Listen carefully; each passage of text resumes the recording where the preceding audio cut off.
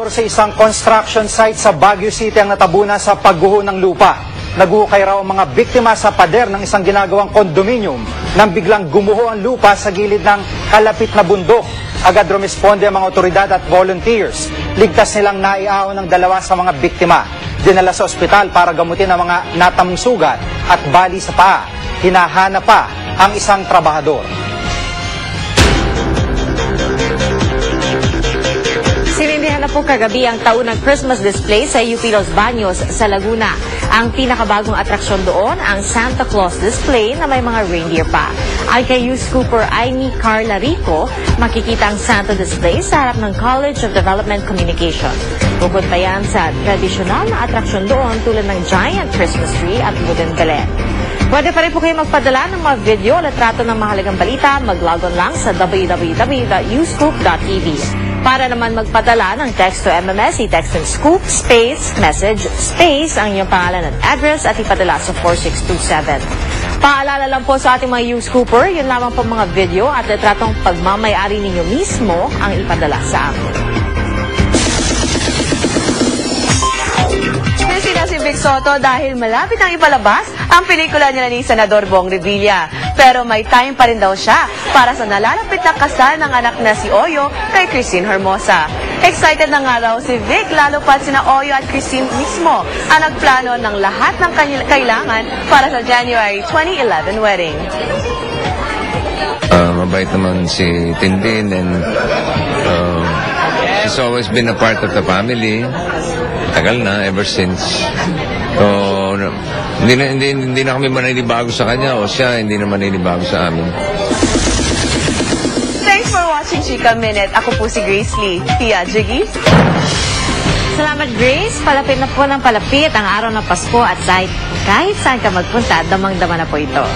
Katunayan nga po, isang Christmas Passion Fest ang idinaraos niya sa Bonifacio Global City. Nakatutok doon live si Mark Zambrano. Mark!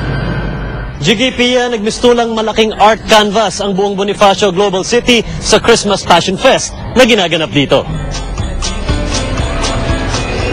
Binansagang Passion Fest Holidays ang hinandang light music and comedy tour sa Bonifacio Global City.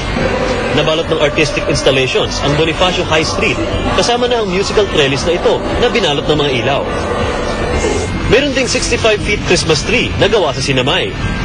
The installations are basically artworks scattered all throughout the city. It's a unique feature of Bonifacio Global City. As we develop the city, we make sure we're just not building buildings, building malls, building retails. We make the city just a little more beautiful with our artworks. And this is something we're proud of. Meron ding BGC Fun Tour, 20 minutong bus tour na umiikot sa Bonifacio Global City. Libreng makikita ang iba't ibang Christmas art installation sa lugar habang inaaliw ng mga comic performer. Napuno rin ng maliliwanag na abaka and bamboo stars ang halos lahat ng kanto sa Global City. May interactive art pieces na itinayo tulad nitong gawa ni Jerry Leonardo na tinawag na Balanghay at ang obra ni Ferdinand Cacnio na tinawag na Pasasalamat. Buong gabi rin may mga comedy act at concert dito. It's very, very nice. The designs and the architecture are very, very good. Nice thing about it is that it touched the historical and cultural part of the community. Would you recommend it to your friends as well? Oh, definitely. Yes.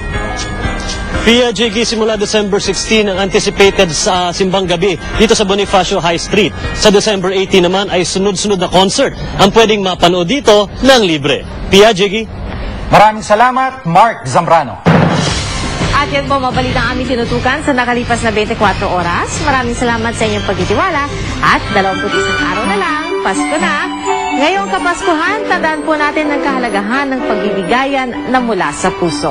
Mula sa tahanan ng katotohanan, ako po si Pia Arcangel. Ako po si Jiggy Manica, dito ang GMA. Walang kinikilingan, walang pinoprotektahan, walang kasinungalingan. Walang bahid politika, serbisyo.